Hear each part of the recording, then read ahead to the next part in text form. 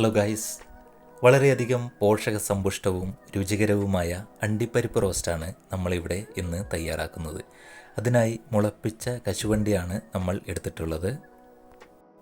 കശുവണ്ടി രണ്ടായി പിളർന്ന് അതിനുള്ളിലുള്ള പരിപ്പ് പുറത്തെടുക്കുക എന്നുള്ളതാണ് ആദ്യത്തെ ടാസ്ക്. കശുവണ്ടി മുറിക്കുമ്പോൾ ഒരു ഗ്ലൗസ് ഉപയോഗിക്കാവുന്നതാണ്. നമ്മളിപ്പോൾ ഇവിടെ പെട്ടെന്ന് ഗ്ലൗസ് ഇല്ലാത്തതുകൊണ്ട് ഒരു തുണിയാണ് ഉപയോഗിച്ചിട്ടുള്ളത്.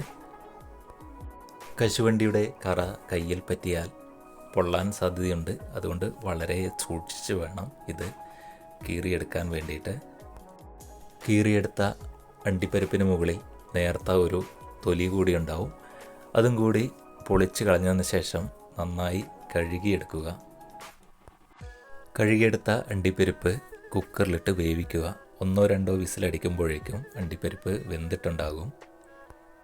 ഇനിയൊരു പാനിൽ എണ്ണ ചൂടാക്കി കടുക് പൊട്ടിച്ചു കൊടുക്കുന്നു.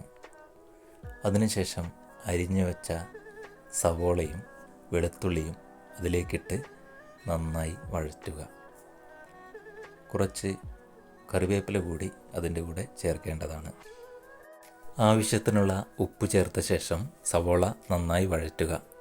അതിനുശേഷം 2 സ്പൂൺ മല്ലിപ്പൊടിയും 1 സ്പൂൺ ഗരം മസാലയും ചേർക്കുക.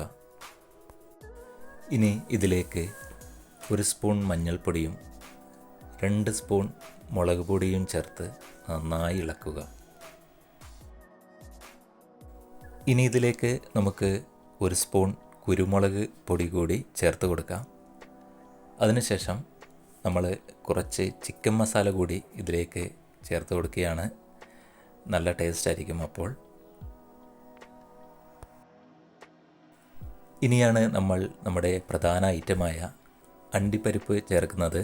നേരത്തെ വേവിച്ച് വെച്ച അണ്ടിപ്പരിപ്പ് ഇതിലേക്ക് ഇട്ട് കൊടുക്കുക. ശേഷം നന്നായി ഇളക്കി യോജിപ്പിക്കുക. ഇനി നമ്മൾ ഈ ചേരുവകളിലേക്ക് 1/2 ഗ്ലാസ് വെള്ളം കൂടി ഒഴിച്ചു കൊടുക്കുകയാണ്. ഈ മസാലക്കൂട്ട് അണ്ടിപ്പരിപ്പിൽ നന്നായി പിടിക്കുന്നതിനാണ് ഇങ്ങനെ ചെയ്യുന്നത്. അതിനുശേഷം ഇത് മൂടി വെച്ച് ചെറിയ തീയിൽ 5 മിനിറ്റ് വേവിച്ചെടുക്കുന്നു. ഒരു 2-3 മിനിറ്റ് ആകുമ്പോഴേക്കും തന്നെ ഇതിലെ വെള്ളം വറ്റിയിട്ടുണ്ടാകും. അപ്പോൾ നമ്മൾ ചിരകിയ തേങ്ങ ഇതിലേക്ക് ചേർത്ത് കൊടുക്കുകയാണ്. വേണമെങ്കിൽ തേങ്ങാക്കൊത്ത് ഇട്ട് കൊടുക്കാവുന്നതാണ്. അതായിരിക്കും കുറച്ചുകൂടി നല്ലത്. ഇപ്പോൾ നമ്മൾ ചിരവിയ തേങ്ങയാണ് ഇതിൽ ചേർത്തിട്ടുള്ളത്. അങ്ങനെ ചുരുങ്ങിയ സമയം കൊണ്ട് തന്നെ നമ്മുടെ അണ്ടിപ്പരിപ്പ് റോസ്റ്റ് ഇവിടെ റെഡിയായിരിക്കുകയാണ്. ഇത് നിങ്ങൾക്കും ട്രൈ ചെയ്ത് നോക്കാവുന്നതാണ്.